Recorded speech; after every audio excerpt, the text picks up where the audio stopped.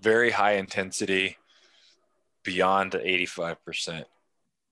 And what 85 beyond 85% or 90% means for most people is usually not what they think. They think as soon as I feel like I'm working hard is Yeah. 85%, and it's not. Um, if you want a legitimate, like when we do a legitimate measurable outcomes, we do wattage tests. So we'll put you on a bike and have you work hard until failure. Yeah. We'll exhaust you and then go. And this is how exercise testing is done anyway, right? They take you to exhaustion and then go, here's your true 100%. 80% of that is much higher than you're actually comfortable with maintaining. Right. Yeah. And so then it's like we Absolutely. realize like, oh, the majority of my training just by default is actually somewhere closer to 60 to 70% of my true 100%. And most of those times you should have your mouth shut, right? You should have your mouth shut. But so for me, my primary sport is Brazilian Jiu-Jitsu.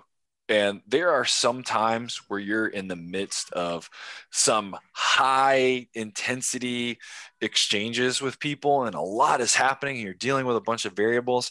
I'm not worried about if my mouth is open or not.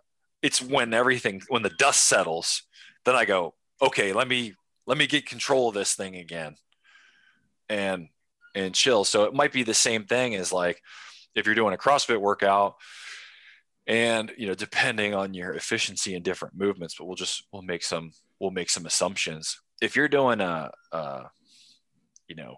20 calorie row, you're probably going to breathe out of your mouth a bit because it's just straight power. Like I'm going to grind through this because if it's like intervals, I'm going to do 20 calorie rows with 2 minutes in between. You're going to get after it. But what you want to be able to do is in the 2 minutes rest, transition back to a more aerobic state as quickly as possible so that you can perform better on the next one.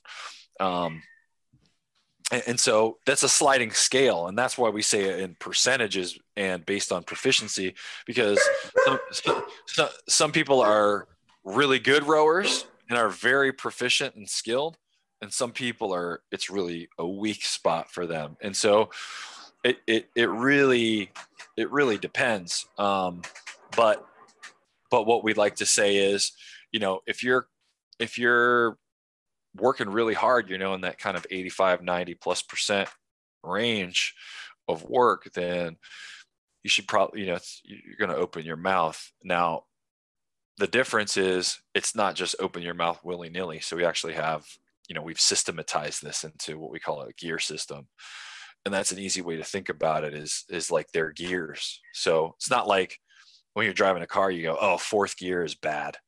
You just want fourth gear to be used appropriately in order to maintain RPMs in the vehicle. And, the way we always explain it is a Ferrari F50 and a Volkswagen Bug both have first gear, right? But a Volkswagen Bug goes 16 miles an hour in first gear and a Ferrari F50 goes 60 miles an hour in first gear. And it's like, but they both have a first gear. And so that's how you have to think about it, is like not how much someone else. So a Volkswagen Bug shouldn't compare itself to a Ferrari. It should just know like, what's the capacity of my own engine? And then based on that total capacity, decide when I use each variable.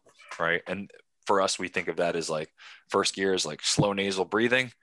And we have second and third gear, which are variations, not important for the purposes that we're talking about today. And then there's fourth gear, which is in through the nose, out through the mouth. And that's usually high work rate. And then breathing only through the mouth, like that's usually like near exhaustion. I'm getting close to 100%, right? I'm getting close to fail.